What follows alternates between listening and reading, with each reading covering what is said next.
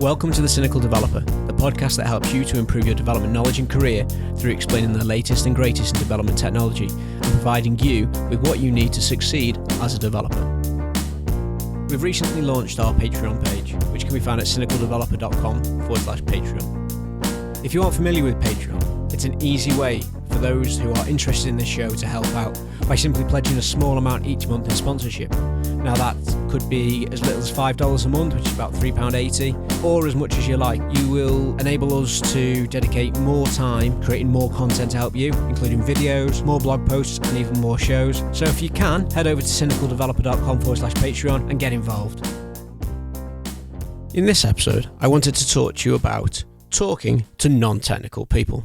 Now, for some reason, us techies have some kind of mental ad blocker in our heads when it comes to talking about technical things with non-technical people, be that managers, be that other members of staff, be that friends or family or whoever. And I'll admit, it can be hard to talk about technical things in a way that the average person can understand. And I'm not going to say normal person because, hey, well, what is normal? When I coach people on this, I like to use two rules that they use when they are developing code, or they should be using, and they're the same at least by name, if not by application. And the first one of that is KISS. Keep it simple, stupid. Use simple language. Don't start banging on about the REST API, talking to the TCP, to the routing service, which has to interact with a document DB via a message queue in your event store.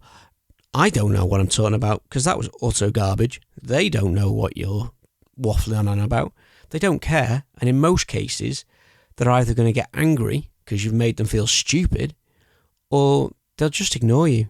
They'll stop reporting issues to you. They'll stop coming to you, and they'll go to either other members of your team.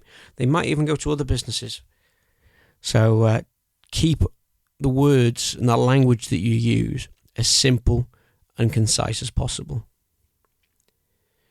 The other rule is Yagni. You ain't going to need it.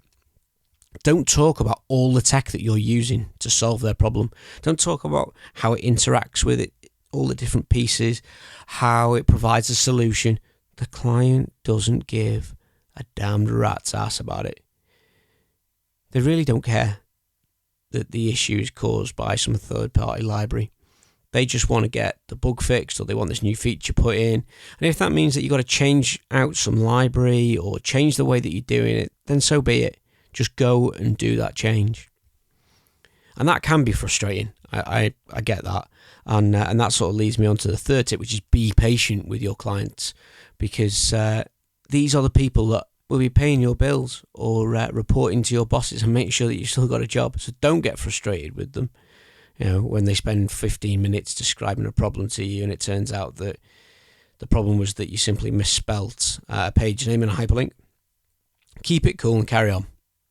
You know, being able to listen to your client and being able to reassure them that you understand what they've said and is going to set you up really well. You know, it's going to help you to nurture a stronger and better relationship with that client in the long run, and they'll feel better about the situation. Then they'll be able to come back to you when they have other problems, maybe even serious problems to sort out. And the last one that I also tell the people that I coach on these subjects is to educate their client on what they're talking about. By educating them, you make your own life a little bit easier, as you'll get to the point where you don't have to explain every little tiny detail to the customer. They'll simply understand because they know about this sort of thing. And you'll also find as well that they're able to talk to you about what they want or the problem that they've got at a higher level with more precise language and more technical language as well. So it's an investment worth making in the long run. And that's all I have time for this week. So thanks for listening to The Cynical Developer. I'm James Stoddart, and this was Talking to Non-Techies. If you have any questions about this or any other episode, then drop us an email, a tweet, or leave a comment on the website where you can find all the resource links, show notes for each episode. And if you enjoy this episode, please leave a review on your favourite podcast platform, iTunes, Stitcher, whatever it is, and help The Cynical Developer to reach more developers around the globe.